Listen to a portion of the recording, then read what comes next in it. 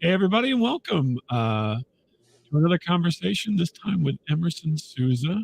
Emerson is the host of Here's Some Evil, wherever you find things to listen to, I suppose. Is that right, Emerson? That's correct. Yeah, Spotify, Apple, and Google. Yeah. Do you have like a specific URL you tell people, or no? No, it's really easy to find it on all of the streaming platforms. All the regular places? Okay. Yeah. So I talked to Emerson, what was it, a week ago, 2 weeks ago? Yeah, about a week and a half ago. Week and okay. Oh, you go right in the middle. I say a week or two. You say a week and a half. We're all good. And we had a nice conversation, but I wanted to learn more about why. So, why do you call it "Here's Some Evil"? The Yeah, name of your show. that's a really good question.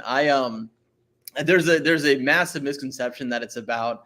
I even had somebody ask me if it was some sort of relation to Satanism, which has nothing to do with anything like Well, that. you know, the evil part, maybe. I don't know. Yeah, no, I get it. I really don't blame people for having the variability in interpretation. But so originally, it's going to start off silly, but it'll make sense at the end. Um, I um, I I was moving into a new apartment, and I was looking for um, just some household things to buy for my place, and so one thing that I've always kind of had somewhat of an affinity for is skulls and skeletons, and Yeah, there's one behind your head there. I yeah, mean, yeah. Well, that's actually other than your own, yeah, there's the yeah, one. that's it's my podcast logo behind me. Yeah, Um, yeah. I was guessing with the whole covering the mouth thing. So right. So I was looking for, like I said, things to decorate my place with, and I came across this kitchen mat, and on the bottom, or not on the bottom, across the middle, it had three skeletons sitting similarly to the Hear Some Evil, or sorry, yeah, Hear Some Evil, no, sorry, Hear No Evil, Speak No Evil, See No Evil, the classic right, image of the the monkey. monkeys. Yeah, Yeah. usually they're monkeys with holding their face, holding their eyes or ears or mouth. Yeah. Exactly. So the middle one, it had so it was the Speak No Evil on the left, the See No Evil on the right, and on the middle it said Hear Some Evil with the skeleton holding up like the rocker sign. Oh, gotcha. Yeah, the Il Cornuto, right? I think that's what it's Yeah. called. Yeah, Yeah. yeah, exactly. So I thought it was really cool, and just because of my background. So I grew up in a very religious household. I was very much the black sheep of my family. My entire family they're Christian Baptists for the most part, and at a very very young age, I didn't quite agree with the ideology. I didn't quite agree with a lot of things that my family was with their affiliation of religion in the church, Mhm. and back then I was a big time skateboarder. I loved punk music, and as I started becoming more of my own person, I became a little bit more curious as far as things outside of my family's religion and the things that they're interested in. And when I would try to have conversations with them, especially my grandmother, I I always found it a hard time getting to an actual conversation. It would be mostly an argument followed by a quick dismissal of the things that I wanted to talk about. And it wasn't, like I said, it wasn't for argumentative sake. It was more so just to kind of just to learn a little bit more about each other, and give them a better glimpse of who I am as a person, and I don't really have any ill will towards anybody or any bad intentions towards anything. I was just thinking differently than they were. And one of the things that I would say a lot, because my grandmother, anything that was outside of her purview of I guess morality, she would just call it evil. Everything was evil. My skateboarding was evil. My Evil. yeah, You yeah, you ever yeah. see you ever see SpongeBob and Of course. Yeah, yeah.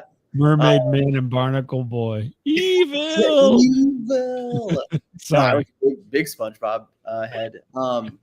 So yeah, skateboarding to them was evil. The music that I listened to was evil. And then eventually I started getting tattoos, and of course that was evil for them. And and over the years, I would literally ask my grandmother to listen to my reasoning behind my evil. Like, why do I do these things? And like, Mhm. skateboarding is a sport. For me, tattoos is an artistic expression.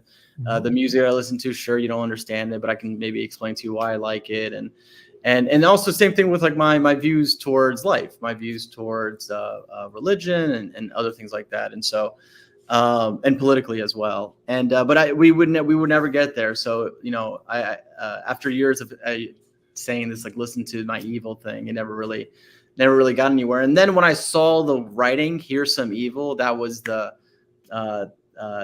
beginning of this all. I loved the three simple words put together. I love the phrasing. And then eventually, when I decided to make a podcast, and I was thinking of a title. I knew somewhat of the direction I wanted the podcast to go in. Number one was going to be some sort of storytelling format. I loved telling stories. I loved listening to the stories. And so that was going to be, I guess, the first direction. The second direction was, over the last few years, just because of social media and the political landscape that's been kind of just permeating throughout the entire world. I'm educated. I try to and educate myself with a lot of things that are going on. Just across this country, across the world. But I admit that I there's a lot of it that I don't know. There's probably 90% of things that I don't know, and so I was hoping to get people on the podcast and talk about things that I might not be that familiar with, and on it, and it could be topics that I don't either support or other people don't support, or they might be controversial or not. So I like the spectrum of just everything. And so because of my love for storytelling, for debates, and the name of itself, I eventually decided to call it Here's Some Evil. Oh. So can I ask where you grew up at, like just general part of the country where you Sure. grew up? Yeah, I grew up in the DC area. I was born in Washington, Oh. DC. I lived after I was born. We lived in DC for about 4 years, just before my brother was born. We moved to Northern Virginia, which is just about Right. 10, 15, 20 minutes outside of DC area. Mhm. And then I grew up all the way through high school in Northern Virginia. First in the city of Arlington, and then I went to high school in Alexandria. And then I went to college, then I went to grad school, and that's it. Interesting. I wouldn't have thought there was many Baptists in the DC, Virginia area, is my thought. Maybe I'm wrong. No, you're actually right. My parents are Brazilian. So my parents are Brazilian immigrants, and they come from a very small town in Brazil. And so Catholicism, Christianity reigns supreme in most of Latin America. Right. Because they had all the people coming there converting everybody. Yeah. Exactly. So I guess that's a holdover then from the missionary days, because I know there's still a lot of missionaries that go into other parts of the world, but that was like heavily hit. Missionary stuff for that part of the world. I mean, okay, well then that makes some sense, I guess, because I know that was as soon as you said DC, I was all puzzled, because I'm like, Here's Some Evil should play really well in DC, is my thought. But well, it's funny you say that. It's because I attribute a lot of my kind of worldviews now to where I grew up, because the DC area is such a melting pot of a Mhm. place, and so Yeah. you're interacting with folks really from around the world, and going back to the variability of viewpoints. I was privy to that my entire life, so I was always kind of had a chance to kind of look out the window and spectate quite closely to people who grew up differently than me. So do you still get along with your family even though you kind of not followed in the footsteps of their religious ideas there? So great question. So my my dad and I, we don't have a good relationship for separate reasons. But I'm happy to go into it. But that's not to answer your question, to your current question. My mom, my mom and I, my mom's relationship with me is a lot better now.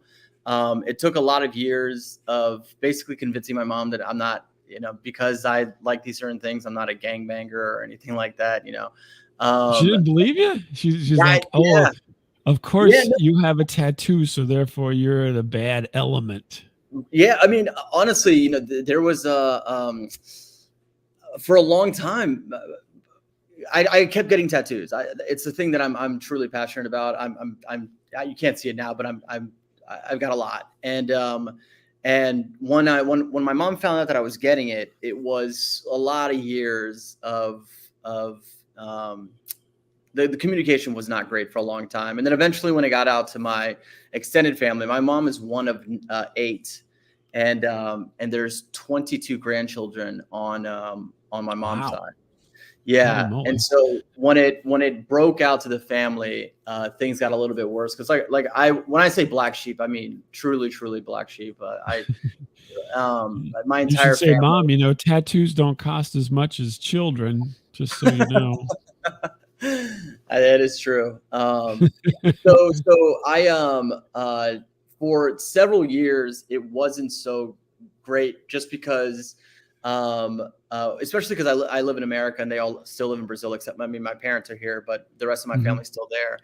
And So so so there you're was, first generation then, so your parents yeah, came up, uh, uh, for lack of a better word, immigrants to the United States and yeah, established themselves, and you were born in the United States, so you're a first generation person then for, oh yeah, being a citizen. That's interesting because that I mean, I'm sure it happens more than we think, but we don't think of that nowadays as much as last century, pre 50s or something. There was 1950s would be more where people think about that aspect of things. So that's fascinating though. Can I ask what your parents do or did? sure. What brought them to the United States, or was it Yeah. work, or just because they wanted to come, or I mean, at the end of the day, it's all under the umbrella of a better conversation, or yeah, a I better life. popped up a Sorry, thing and threw you off. three popped up. Yeah. For a better life. My mom grew up on a farm her entire life until she moved to the States. And with that many kids, you're put to work immediately. Mm, I'm And sure.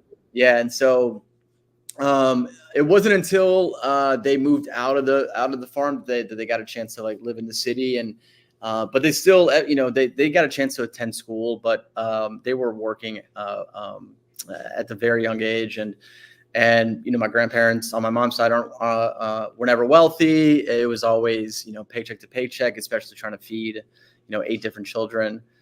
So everything was always very, very tight. And so, yeah, so my mom, I believe at either 24 or 25, originally decided to come here for a few years, Hmm. just to make some money. And then she eventually met the funny thing is, my parents met here in America. Oh, Um, yeah, okay. my parents That's met in interesting. America, but they're from the same hometown, which is funny. That's bizarre. Yeah, yeah. Who'd have thunk, right? I mean, Oh, that's one it of those did. stories, right? Yeah. it gets even crazier than that. My entire childhood, my parents, so my both sets of my grandparents lived across the street from each other. Oh, but that wasn't the case whenever before they both came up Before to they the met, street. no, no, Okay, no. So by sheer just coincidence, they oh moved. wow. Yeah, yeah. So just before they got together, yeah, my both their parents ended up moving across the street from each other. They're a little diagonally, but still, I mean, it's still it's Yeah, within the for all same block. intents and purposes. Yeah, Yeah, exactly. yeah. And then my dad, kind of the same thing. My dad, so in Brazil, their scholarship program is much different than America. So if you want to go to college for free, you have to take a really really hard test. Hmm. And my dad actually grew up wealthy, but then my dad comes from a long line of alcoholics, Hmm. and so my his father eventually gambled away their entire net worth. And so he eventually had to become a school bus driver, and that was this whole thing. So my dad didn't have any money for college, and so he was like, if I don't get a scholarship, I'm not going to go to college. So my Yeah. dad ended up trying really really hard to get free schooling, and then when he couldn't, he didn't want to go back to his hometown to to kind of start from square one, like my grandfather was. So Yeah. so yeah, he ended up getting he had some internship within the government as he was trying to pass his test, and then eventually when he couldn't, like a lot of his friends, at the same time, a lot of his friends were moving to America. Hmm. And so because he had so many connections, he came as well. And then, like a lot of immigrants, it's a lot of trade work. So my dad's been working construction for like, man, I mean, it's got to be 30 some years now. Oh my, Yeah. that's tough life. Yeah. Oh, for sure. For sure. When my parents got together, they started a small, peanut, like a roasted peanut, cart business, that they had for quite some time. But my dad was still doing construction. He still does it today. Hmm. And then my mom started a shoe shine business that she did for 20 years. Wow. So that, I mean, that's hard. That's hard work. I Yeah, mean, all of that is hard. I mean, selling peanuts, you still got to be there to sell them. So, but the construction and shoe shining, much more, uh, um, you know, kind of a work that you really got to you do. We're also, we're lucky that we don't have to work quite as hard, you and I, let's yeah, just say, as our parents did. Because we were fortunate enough to get education and get these cushy jobs where you get to sit around and stuff. So, yeah, yeah, but no, that's wild. And yeah, construction is it can be great and it can be horrible. Unfortunately, there doesn't seem to be a lot of in between on some of those situations. But yeah, yeah. I learned early on that I didn't want to go down that path. And yeah, pay you know, attention, you'll know, right? yeah, yeah, just from my father's perspective, and his experience, and also it's for when you're young, when you're in high school or in college, it's a great way to make quick and easy money. Hmm.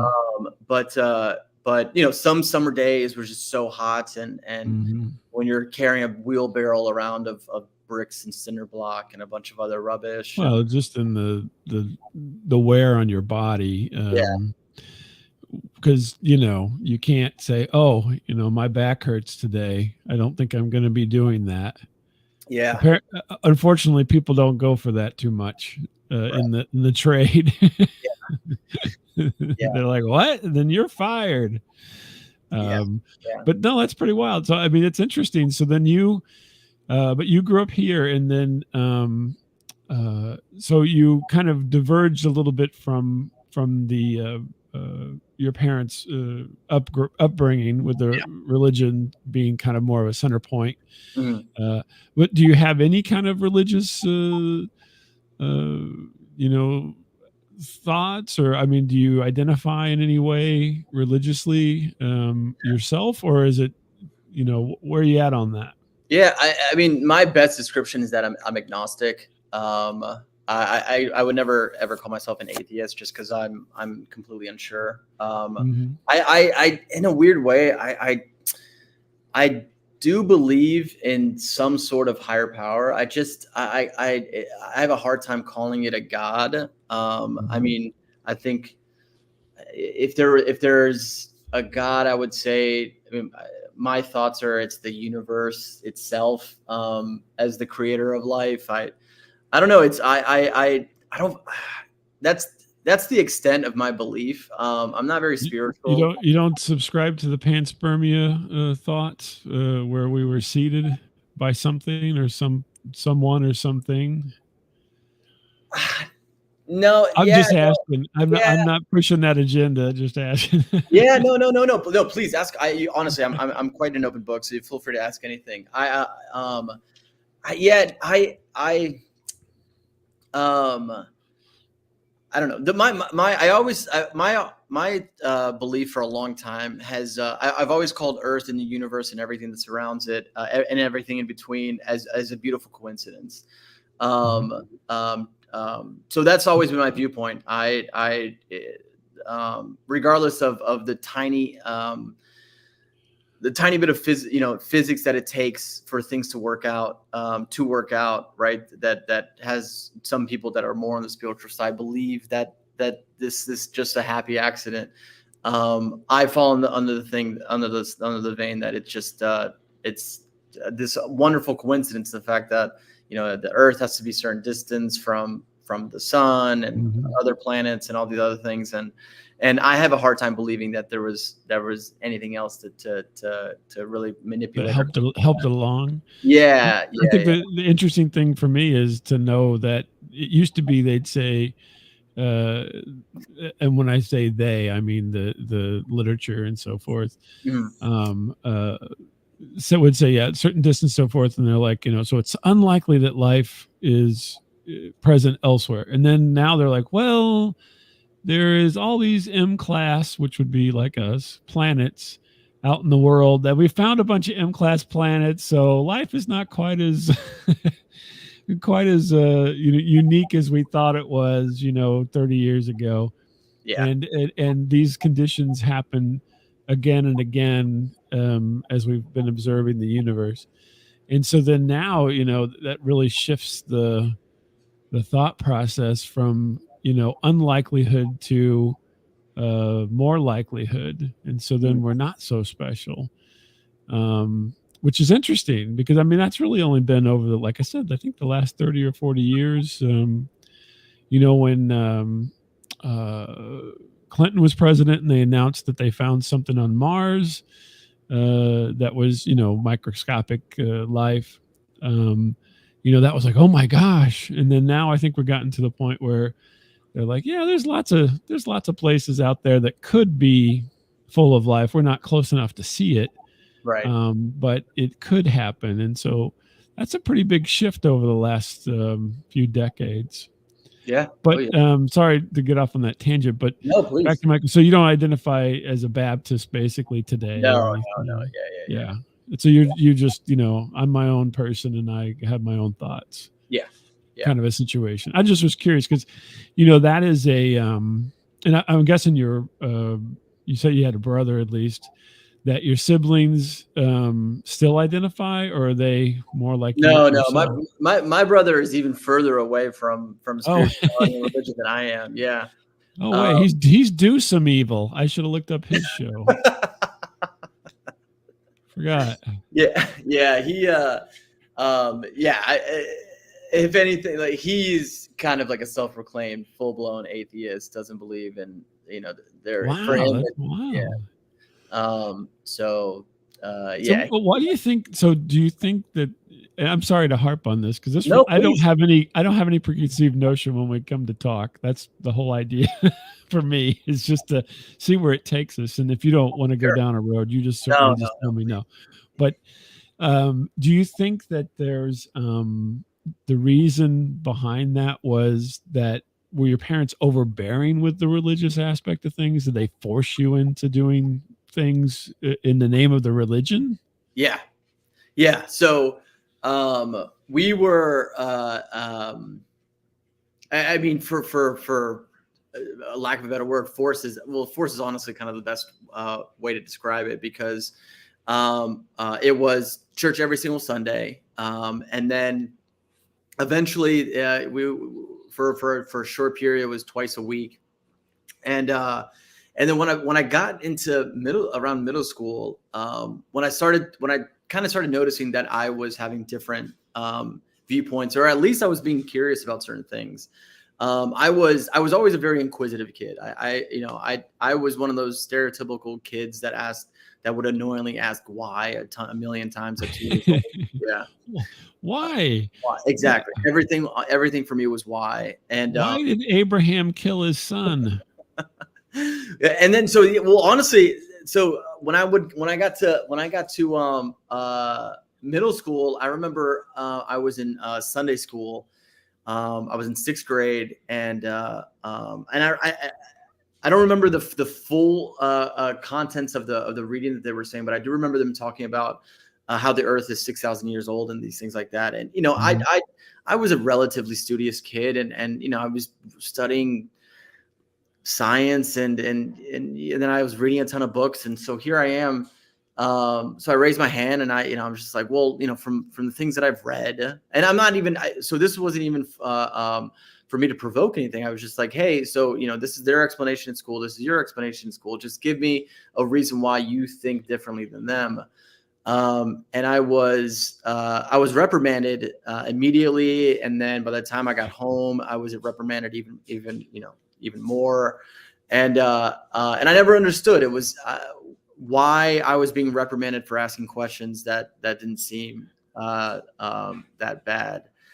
And so that happened for years, and then I looked into it even more. I actually started reading the Bible more to see if I'm missing something, and it just didn't register with me a lot of the things that they were espousing. And but the problem is, the more and more I started to ask questions and go and have second thoughts about the faith, the more that it was forced on me.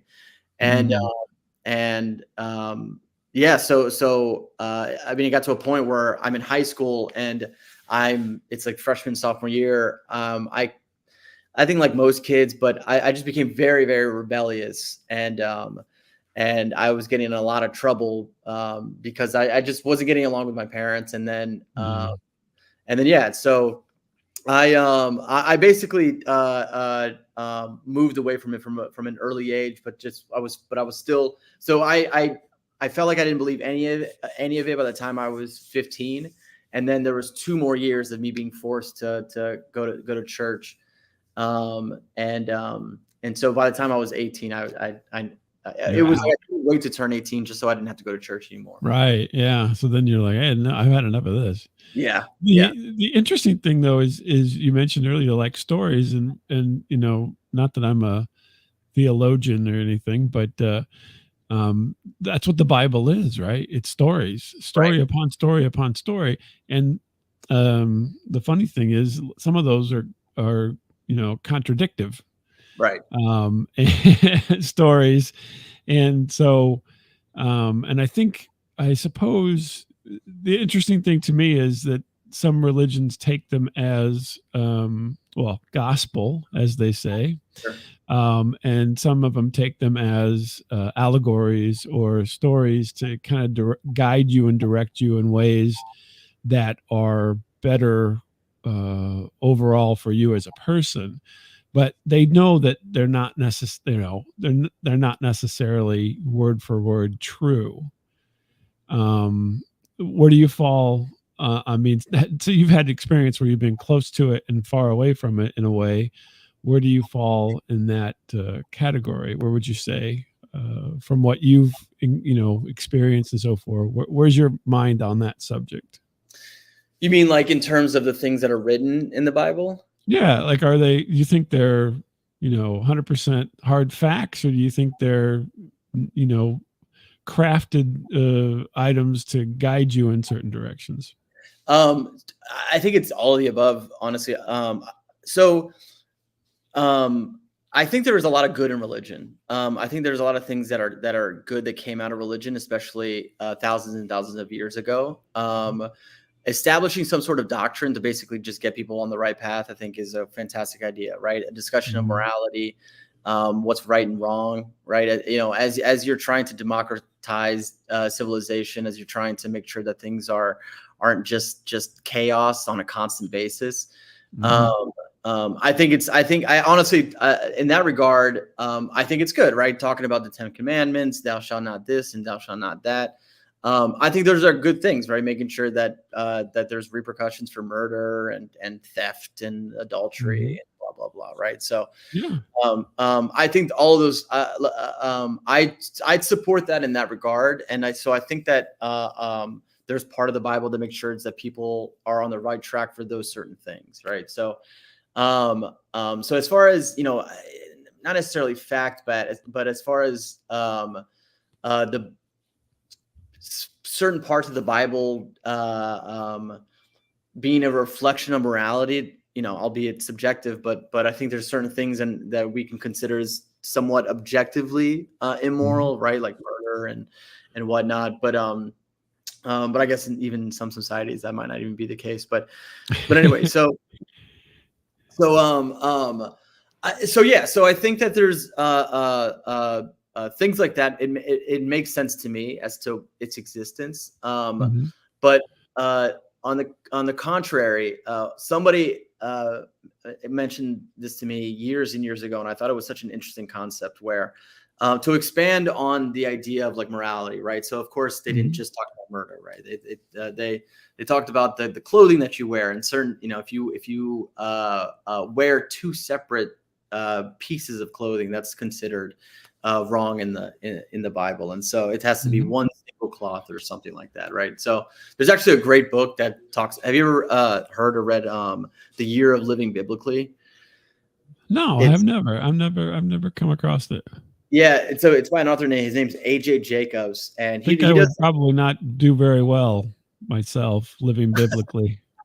Well, that's the thing, though. The point of the book is that no one, according to the Bible, could completely live biblically. There's still things. I think it's kind of funny that there's never really been a revision on the Bible. They're like, you know what, maybe we should take this out. It's just like, nah, let's leave it in there and now it's up for interpretation, right? So that's right. Yeah, we don't need to update the bylaws. Come on, folks. Yeah. And so this guy A.J. Jacobs, he literally spends an entire year living by the Bible as almost as exact as he possibly can. And the Bible talks about your hair, talks about your clothing, and talks about certain things as far as your relationship with your partner, obviously man and woman. And so he was living in that manner. And so there's these stories about these things that people need to do. And so years ago, someone explained to me that this was developed so long ago that before it was even written down, that it was essentially just a giant game of telephone. And so the version that we have now might not even be the version that was originally discussed back then. So even then, like I studied psychology. I'm a big fan of psychology and people and the variability of people, and so just by having a basic understanding of how flawed people are, that it seems almost impossible that this tradition would be perfect from the beginning up until the end as far as the transfer of information. So yeah, I think a lot of it is just it's hard for me to kind of wrap my mind around it, because nowadays it's meant for it's just up for interpretation, a lot of these things. So that's why I don't agree with a lot of it. I think that you can't just simply take scripture and say that, oh, don't listen to it at face value, it's up for interpretation. I was like, well, why don't you interpret it and then make another book or something like that? I don't know. Mhm. So yeah, so I think a lot of the Bible is just you know. So do you think there's something over the last, let's just say the last couple hundred years that would be so we've kind of talked about this, just reiterating a little bit. Yeah, So we've just talked about religion being a good guide for people to have a moral center, let's say, and so forth, but it's obviously antiquated. sure. Is there something that's been written in the last few hundred years that could be the same kind of situation but more contemporary, um, for people like that is, I don't have any idea, that's why I'm throwing it out there, but like some self-help books and so forth are get very popular, and maybe that's something. But do you Yeah. think there's something that is in the literature now over the last couple hundred years that would be more contemporary, that could give people that same kind of moral center? Well, okay. So, as far as the literature goes, so before you finish the question, the first thing that came to mind was simply just governmental laws. Obviously, that's not a basis for morality, but I guess maybe in a way. Um, but now we've evolved to the point where where, and this is my opinion, but we evolved to a point where that's why we have the whole separation of church and state. Now Mhm. we have a separate set of rules that are governed by these political officials, Mhm. and it's etched in stone in a way. I mean, obviously it can be changed, but Right.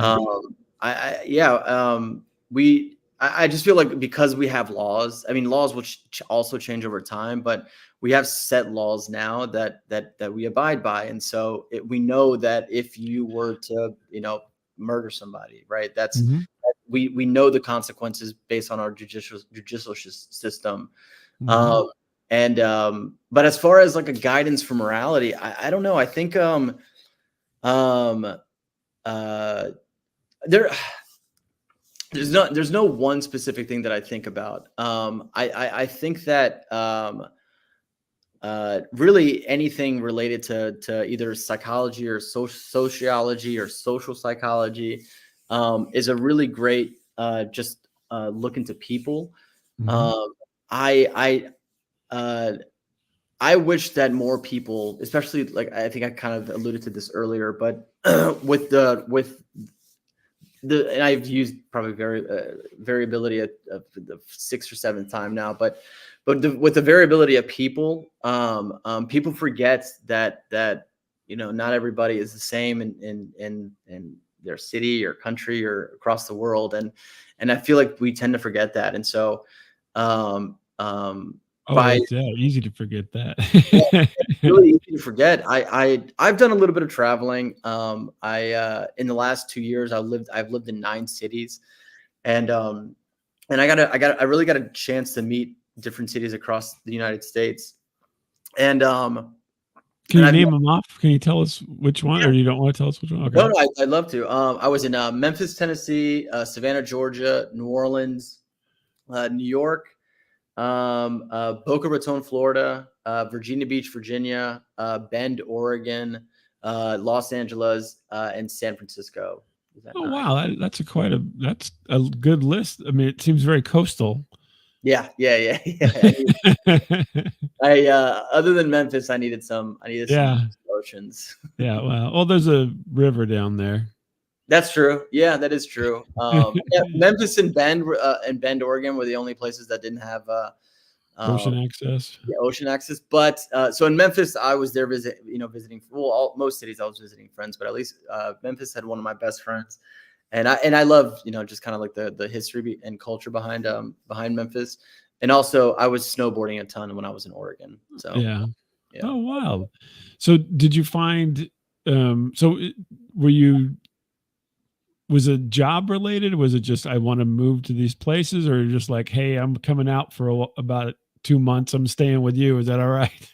No, no. So it wasn't job related. It was just for fun. I've been remote since the pandemic started, and Oh, so okay. yeah, so I'm lucky in that regard. And then when my lease was coming up in DC, it was in 2021, and I'd spent my entire life here, and I was just like, hey, let me try something else. So originally, I was I Memphis was the first city that I went to, and I called my buddy Mhm, up, and then no, I didn't stay with any friends because I knew I was going to stay long term.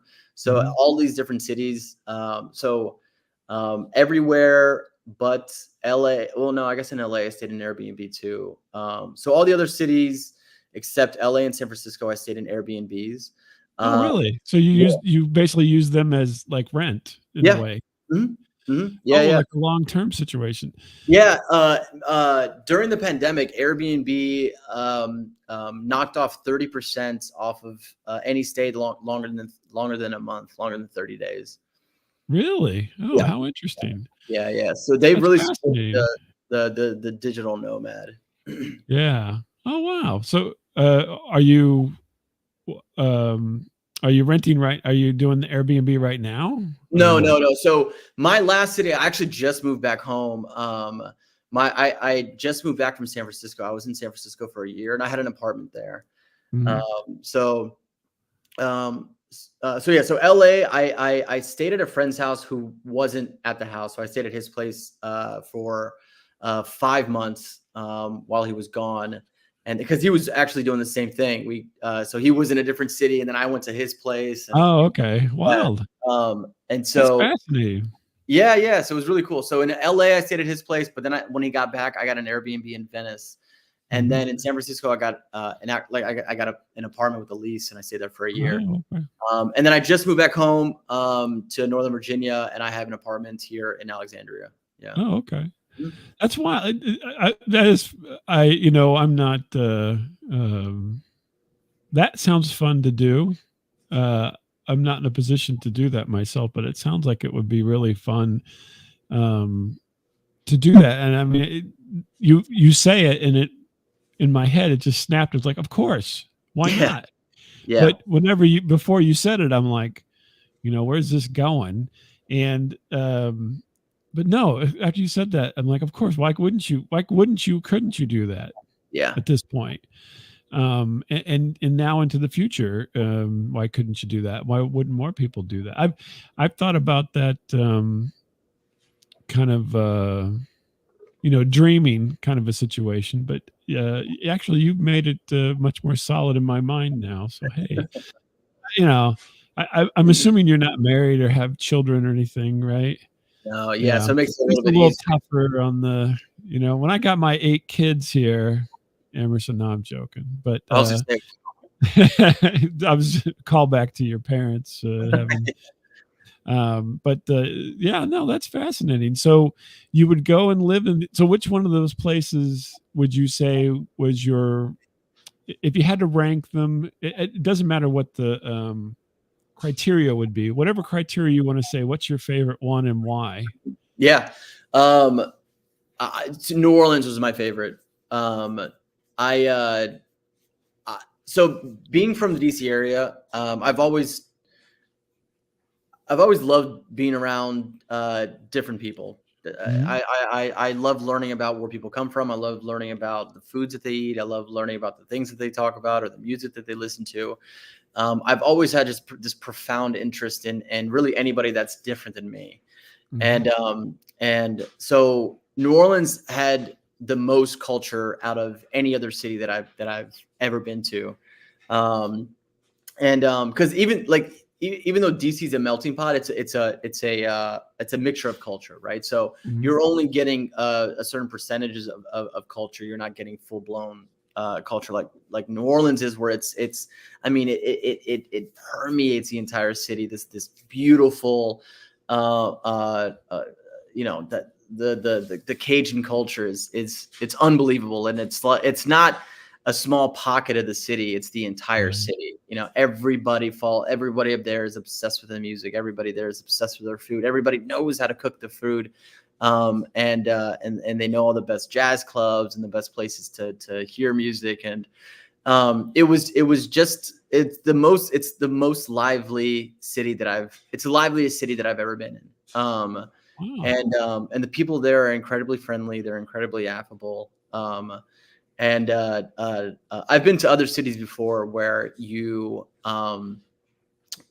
so San Francisco is the complete opposite. I loved it. It's beautiful. It's very aesthetically pleasing.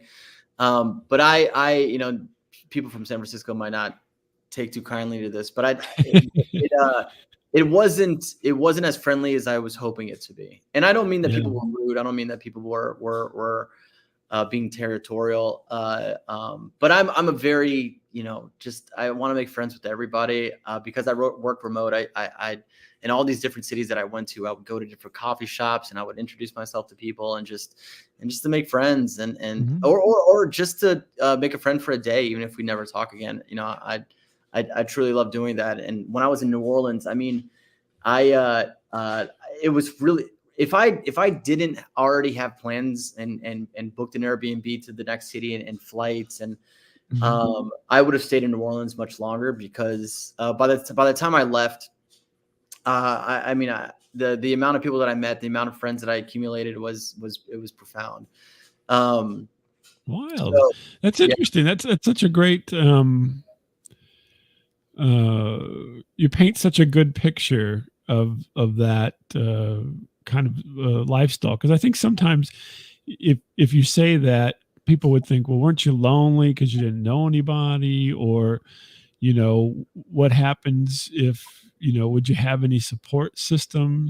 Like, yeah, you're a psychology person, so support systems are a big thing, right? So and so whenever you're doing something like that, your support system would be in Virginia, family support system mostly, and people you grew up with and for years, whereas now you're in a place that you don't know, possibly only know a few people, and are mostly surrounded by, uh, in your vernacular, potential friends, but not friends right away. So that's interesting. yeah. So I guess you didn't find any. You didn't find any of that overwhelming, apparently. No, Obviously, I'm really fortunate in a specific way. I don't think I'll ever be lonely. I think I get cabin fever too easily in my apartment. Even working from home for me is tough, hmm because I'm not interacting with anybody, that it's not virtually. But right. obviously, it's afforded me the opportunity to do the traveling and become a digital nomad. But um, I no, going to a city and not know anybody, it's not a burden to me at all. I'll go to a coffee shop. I'll eventually make friends. And I've never had an issue with not necessarily making friends, but approaching people. So, Um, have you had? Can I ask? Have you had any negative encounters? I oh yeah, mean, yeah, yeah. Oh yeah. okay. San Francisco was riddled with negative encounters. I Um, mean, were people trying to take advantage of your friendliness, or? in that regard, no, no. That's a really good question, actually. I think I got really lucky with a lot of people that I met. Um, yeah, no, I would say that, regardless of me being friendly, I think that there is somewhat of a subconscious kind of vetting process. Mhm. I still pay attention to who that person's are and who their character is, and if I'm getting not the greatest vibes, I'm not going to just go over to someone's house, or Mhm. if any like, and I won't invite anybody back to my Airbnb either, where I'm living. If anything, as I'm meeting people, I'm like, hey, let's grab a drink or let's grab a coffee, or if anyone's inviting me to some house party, I'll even drive by and check it out and see if there's multiple people coming Oh, in. that's a good question. So as far as a car though, did you travel by car to all these places? Is that the idea? I flew everywhere. And in some places, when I was living in LA, I rented a car. Yeah. And You gotta have a then car in LA. gotta Thank have a car. goodness. Yeah. What else are you gonna do all day other than sit in traffic? Yeah, yeah. And then I Airbnb, or not Airbnb, I Ubered or took a Lyft everywhere, for the most Mhm. part. I also traveled around with my longboard. So places like Memphis and Savannah, I was able to get around with my longboard. but also I don't know if you've ever heard of Turo, Turo. Oh It's yeah, you can rent a car. Yeah. Yeah, it's better than any rental car service that I've ever had experience with. And That's where people basically rent their cars out to you. yeah, exactly. And it's significantly cheaper than Enterprise or anything else. So um, Wow, okay. yeah, Man, these are all, now you should be talking about some of this stuff. Tips and things for idiot people who can't figure it out like me. See? yeah, I mean, yeah, I should. I'd love to. Yeah, I'd highly recommend it. So it's really easy. I rented a car in LA for an entire month for $500. Yeah. That's what kind of car was it? Oh, it's like it was like a 1994 Impala, but the thing is, Oh, okay. yeah, it was a little run down, but the funny thing is, it's you're not liable if the car has mechanical issues beforehand. Mhm. If you get into an accident, obviously, if it's your fault because that you caused an accident, obviously you're liable for it. Right. But if through Turo, if the car were to break down because of the car's fault, Mhm. they it's under their insurance, so Oh, okay. So you're then do you have to have insurance of your own in case of accident? But yeah, so I have my credit card provides auto insurance. oh, Um, okay. So when you made the rental, insurance was included with the rental at that point yeah, then. yeah. So Okay. any rental once I put it on my credit card, it's automatically applied. This is fascinating, Emerson. You're living, and I have no clue how old you are, so I'm not even gonna. Don't tell me because you'll just make me somewhat depressed. So, Yeah, I'm happy to tell you, but but but I mean, this is so fascinating that now, do you think that you're obviously you said DC and so forth, but do you think as we talked about your family before, do you think this kind of, for lack of a better term, wanderlust that you have was a factor from that? So because you kind of were pushed away a little bit, I guess, from your family, is that influenced this, or you think this would have happened no matter what for you? so because I grew up in and not the not so ideal home environment. Mhm. I relied, speaking of support, I relied heavily on my friends Yeah.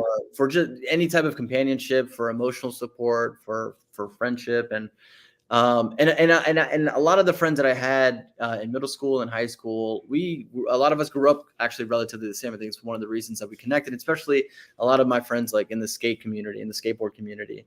Mhm. And so, just having either abusive parents or alcoholic parents or just neglectful parents or parents, whatever. It's just all somewhat fit in the same category. And so I have found a lot of solace in my friendships, and I actually viewed my friends way more as family than my own family. And so Mhm. as I grew older, I became you know, having friends kind of helped me get through my childhood, and then eventually I became an adult, and I was no longer a part of that environment anymore. I went off to Right. college.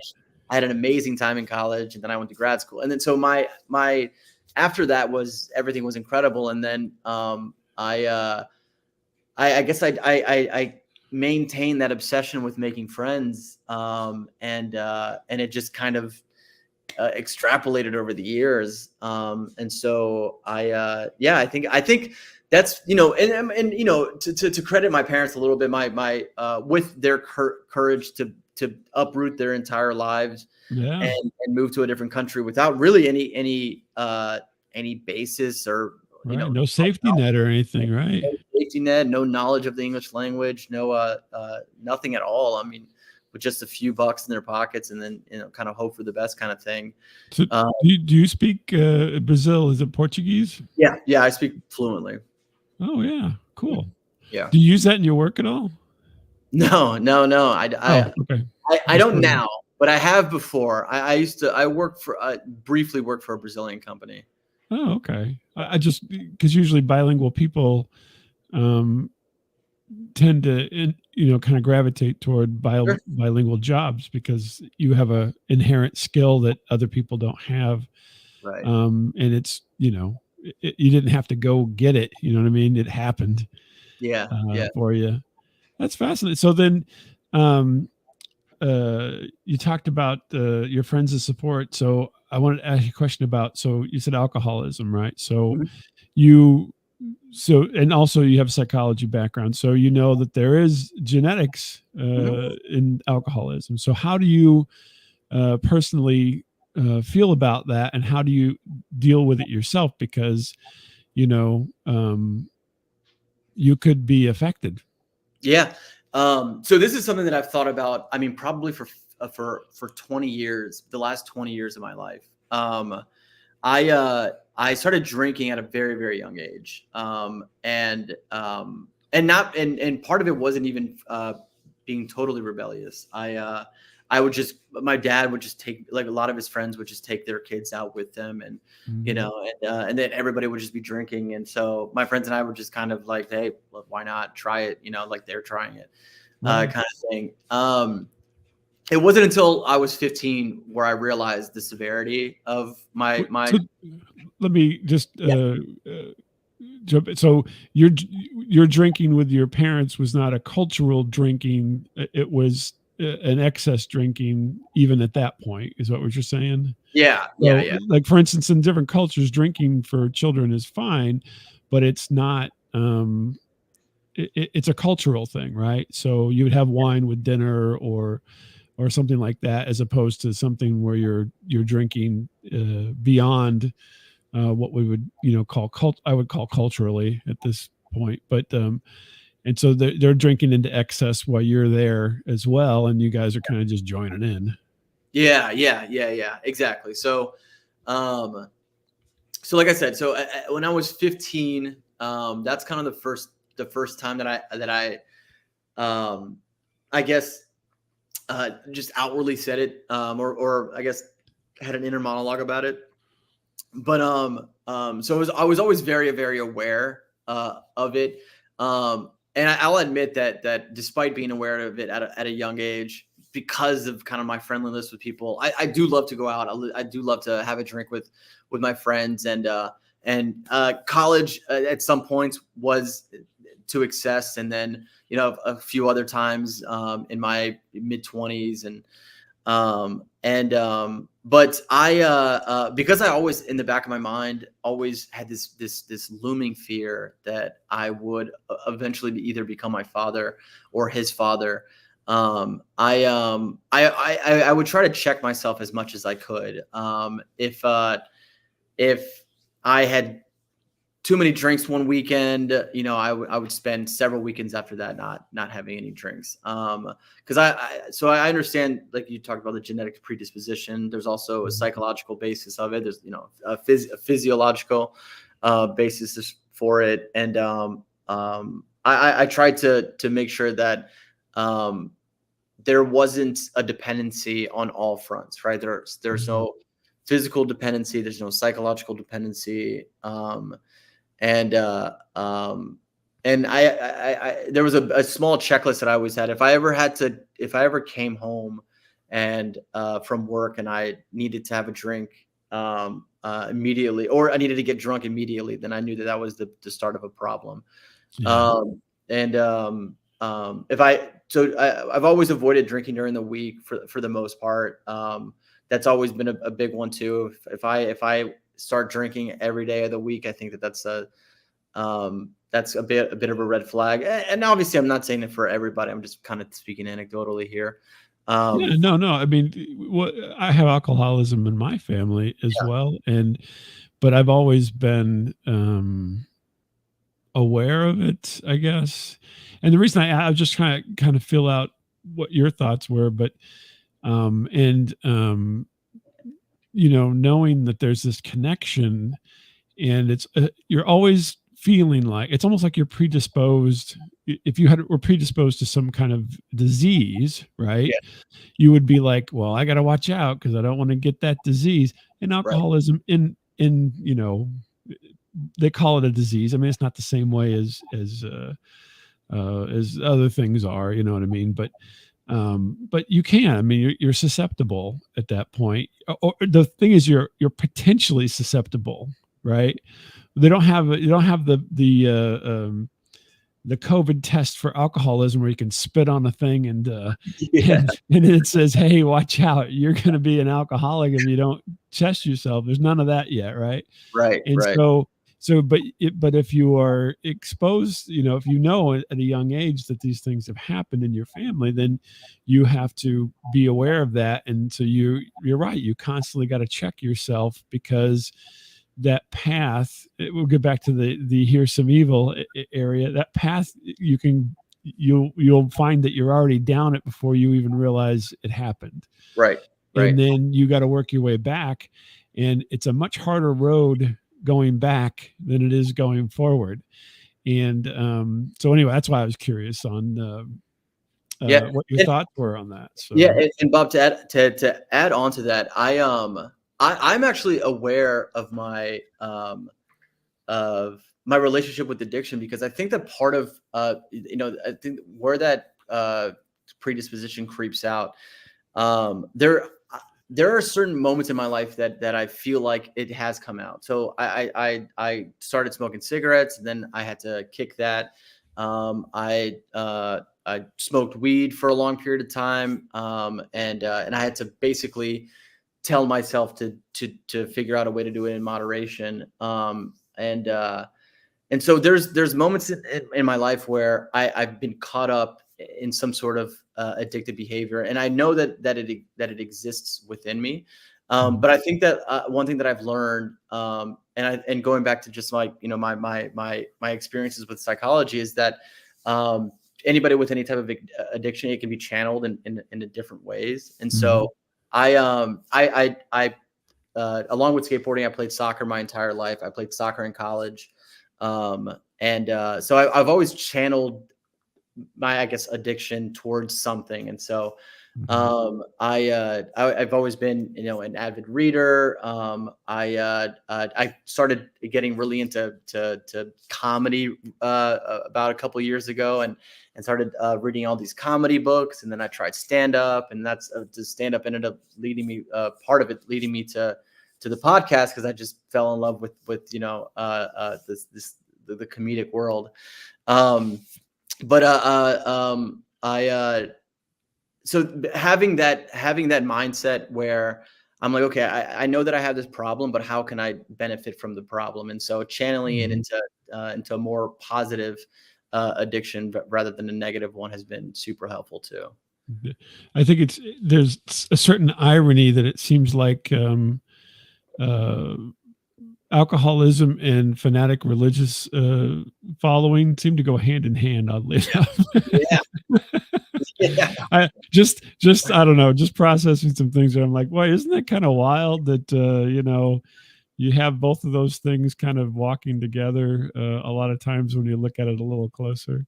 yeah. Well, Emerson, I love talking to you. I didn't want to keep you about an hour here. I didn't want to keep you too long, Sure. and thank you for answering all my stupid questions and going Not through super some involved. things. And there's actually more things I wanted to ask you, but I don't want to. I have to move on myself, but I'm sure you got other things to do as well.